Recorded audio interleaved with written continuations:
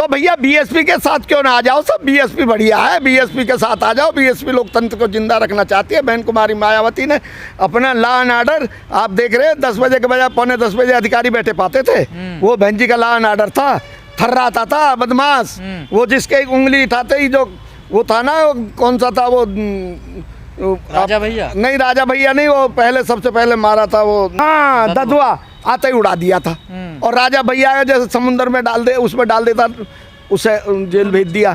ये होती है बहादुरी लोकतंत्र की। आज भी शेरनी उसी तरह चलती है जैसे उसका लोकतंत्र में एक प्रधानमंत्री या मुख्यमंत्री है। वो दलित है तो कोई बात नहीं, इसीलिए तो सब लोग कहने लगे अब जिनकी जितनी संख्या बारी उतनी उनकी भागीदारी। हम बहुजन समाज को लेकर चल रहे हैं। जैसे बाबा साहब अकेले खड़े रही, ऐसे ही बहन कुमारी मायावती भारत के अल्पसंख्यकों के लिए और डिप्रेस क्लास के लिए, शेड्यूल कास्ट के लिए, भारत के संविधान के लिए, उसकी ताकत के लिए अकेली लोकसभा के चुनाव लड़ने के लिए तैयार है। ये होती है एक मिशन की आवाज़। और जब मिशन की सच आवाज़ है, जैसे जिसकी संख्या जितनी संख्या उतनी संख्या उसको भागीदारी, ये कोई नई बात नहीं है।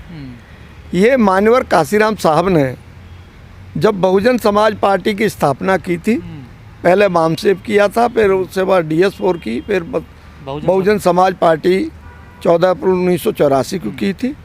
तो उन्होंने ये बात पहले से कही थी कि जिसकी जितनी संख्या भारी उतनी उसकी भागीदारी। देश को, लोकतंत्र को बनाए रखने के लिए इस देश के सभी, जो इस देश में पैदा हुआ है, जो लोकतंत्र में अपनी आस्था है पूरे देश की, उस सब की जिम्मेदारी है, उस सब की भागीदारी होना आवश्यक है। ये बात जो आप कह रहे हो कि अभी राहुल गांधी जी कह रहे हैं, ये तो काशीराम जी मिशन बहुजन समाज पार्टी का पहले बना के गए हैं। ये कोई नई बात नहीं है। आपका नारा चुरा लिया कांग्रेस ने? देखिए, नारा चुराना नहीं है, ये हमारा मिशन है। हम ये मानते हैं कि हमारे मिशन के साथ राहुल गांधी आ गए हैं।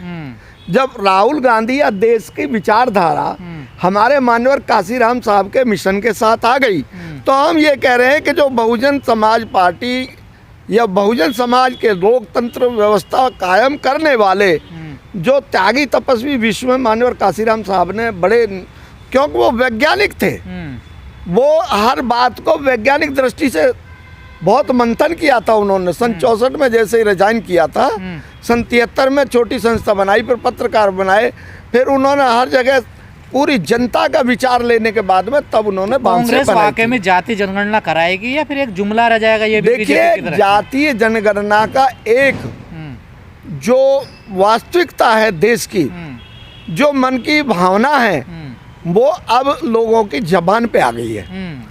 और ये जो कह रहे हैं राहुल गांधी के जाति जनगणना कराएं, जाति जनगणना अब इनको करानी पड़ेगी।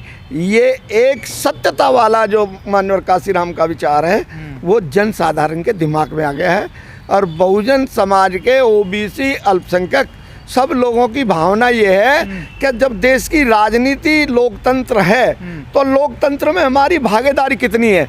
आपकी पार्लियामेंट में देख लीजिए, कितने ही हमारे सांसद हैं, वो भी एक विचारधारा के साथ हैं। सर, जातीय जनगणना तक मामला सीमित नहीं रहेगा ना? फिर तो संसाधनों के बंटवारे की बात कर रहे हैं। बंटवारे की वही बात जो ये तो देश में उथल पुथल मचेगी ना। देखिए, देश में उथल पुथल, जागृति जब आती है, चेतना जब आती है, तो लोग अपने अधिकारों की लड़ाई लड़ते हैं।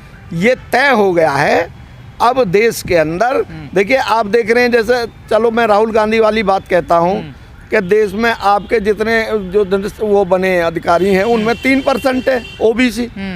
ऐसी सेक्रेटरी, केंद्र में जो सचिव, केंद्र में सचिव जो है 3% है। 3 ही है कुल? 3 है कुल, 3 है, 3% भी नहीं, कुल 3 है। 80 में से 3 है। तो इसी तरह से चाहे तो आप जो है राष्ट्रपति सेक्रेटरीट को देख लो, PM सेक्रेटरीट को देख लो, चाहे आपने तो इसकी जिम्मेदार सिर्फ बीजेपी है, कांग्रेस भी है जो 3 रह गए? इसकी जिम्मेदारी आज से नहीं, सन 1947 में जो गांधी थे ना, गांधी बड़े कटुल सोच के आदमी थे, बहुत तेज बुद्धि थी। देखिए, देश 1947 में 15 अगस्त को आज़ाद हुआ। उस अंतराल के अंदर देश में संविधान 26 जनवरी 1950 को लागू हुआ। इस 2.5 साल के अंतराल में जब देश आज़ाद हुआ था तो देश आज़ाद होने पे इस देश का प्रधानमंत्री जो था सरदार पटेल को बनना था, क्यों कांग्रेस का ये तय था कि जो देश आज़ाद होगा और उस समय जो कांग्रेस का अध्यक्ष होगा उसको ही देश का पीएम बनाया जाएगा। मगर इसमें बाबा साहब अड़ गए और उधर गांधी नहीं चाहते थे। बाबा साहब अड़ गए क्योंकि बाबा साहब के लिए उन्होंने ये कहा था कि डॉक्टर अम्बेडकर संविधान सभा के खिड़की दरवाजे ही नहीं तुम्हारे लिए खिड़की भी बंद कर दी गई हैं, आप जो है संविधान सभा में नहीं जा सकते। मगर वो धन्य है वो हमारे मुस्लिम समाज के लोग जिन्होंने बाबा साहब को संविधान सभा में भेजा, एमपी बना करके। और कांग्रेस का छल तो नहीं है ये लोगों देखिए कांग्रेस का छल, अब लोग छल में छलावे में आने वाले नहीं है। अब कांग्रेस में भी अपनी अपनी भागीदारी रहेगी और उसमें भी अब वो कांग्रेस नहीं है। अभी तो कई राज्यों में सरकार है कांग्रेस की। एक बार कांग्रेस ये थी कि Indira is India, India is Indira.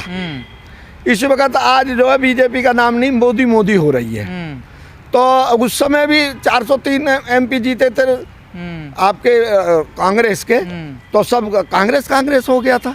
अब वो स्थिति नहीं रही, अब लोगों में जागृति आ गई है, अब लोग को भागीदारी चाहिए। मैं कह रहा था कि देश आज़ाद 15 अगस्त को हुआ था 1947 में, और जो 2.5 साल का अंतराल है उस 2.5 साल के अंतराल में जो ब्राह्मणवादी व्यवस्था है, जो ब्राह्मण समाज के लोग हैं, वो देश की सारी की पोस्टों पे और 4th क्लास तक वही अपॉइंट हो गए। ये जो आरक्षण वाली बात तो 1947 के बाद में शुरुआत हुई है। इससे पहले तो डीएम, एसएसपी, एसपी जितने भी अधिकारी थे या एसडीएम थे वो सारे अधिकारी एक तो समाज विशेष के, आरक्षण और जो एक समाज विशेष के हो गए तो उन्हीं के बच्चे, उन्हीं के पेरेंटल हो गए, उन्हीं के लड़के बच्चे आईएएस करके, पीसीएस करके, आईपीएस करके वही आगे बढ़ते चले गए। जैसे कि आपने हाई कोर्ट के जज देख लीजिए, चाहे आप सुप्रीम कोर्ट में जज देख लीजिए।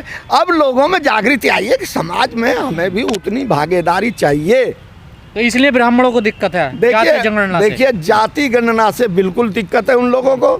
उनके दिमाग में ये आ रहा है कि ये समाज में जाति जनगणना होगी तो इनकी जो संख्या है, संख्या बल जो लोकतंत्र में है, और संख्या बल में लोकतंत्र में चाहे वो राष्ट्रपति है और चाहे सड़क पे सफाई करने वाला है, चाहे कोई मजदूर है, कोई भी है, सबकी वोट का एक वैल्यू है भारत के अंदर। इसलिए अब लोग सब समझ गए हैं।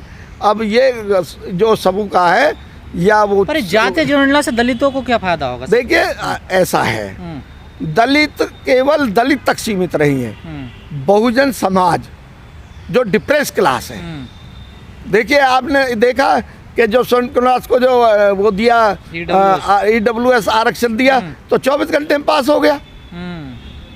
क्या क्या समझते हैं इस बात से? क्योंकि ब्राह्मणवादी व्यवस्था अभी पूरे पे पिछड़ों को आगे आना चाहिए ना इस मामले को। पिछड़े आगे आ रहे हैं, जैसे जैसे जागृति आ रही है पिछड़े आगे आ रहे हैं। और मैं ये कह रहा हूँ कि जितना भी बाबा साहब का जो अब वो जो एक नाटक आ रहा है, जो एकांकी आ रहा है 8:30 बजे से 9 बजे तक, जो लोग जिस समाज के उसको देख रहे हैं, लोगों में जागृति आ रही है और ज़्यादा से ज़्यादा लोगों को उसको देखना चाहिए।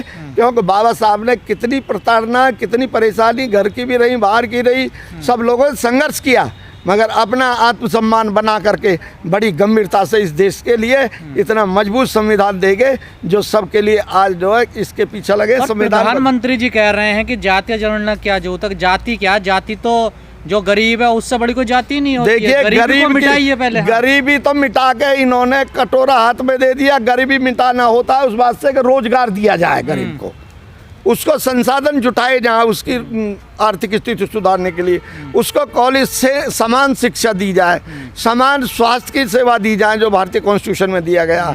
ये सब चीज़ तो लोप हो गई हैं। तो भारत के संविधान, ये गरीबी क्या, गरीब के तो ऊपर बुलडोजर चल रहा है। गरीब को तो कटोरा दे दिया, हाथ में सड़क पे बैठ जाओ। 80,000 जो है 80,000 करोड़ बताते हैं कि उन लोगों को हम राशन दे रहे हैं। वैसे में भी मुझे नहीं लगता कि 80,000 को दे रहे हो। ये सब 80 करोड़ लोगों को जो है ये राशन दे रहे हैं, मुझे ये भी नहीं लगता, क्योंकि बहुत लोगों को नहीं मिल रहा है। ये भी सब का ही है, इसमें भी गोलमाल है। जैसे कि आपने वो एक स्वास्थ्य योजना लगी है, वो उसमें भी लोग आयुष्मान योजना जो है उसमें भी मृतक लोगों के नामों से एक एक नाम पे कितने लोगों का पेमेंट हो गया। ये जो है बनियों की सरकार है और पंडितों की सरकार है। जब देश के अंदर पहले लोग कहते थे पासंग कर ले, तो इनके पासंग को चेक करते थे, चोरी को। अब तो इन पे पूरी की पूरी दुकान मिल गई, जितना मर्जी भारत को लूट लो। लोकतंत्र को बताना चाह रहे हैं, लोकतंत्र मिट रहा है क्या? ना भारत का संविधान इनसे कहीं कुछ हो रहा।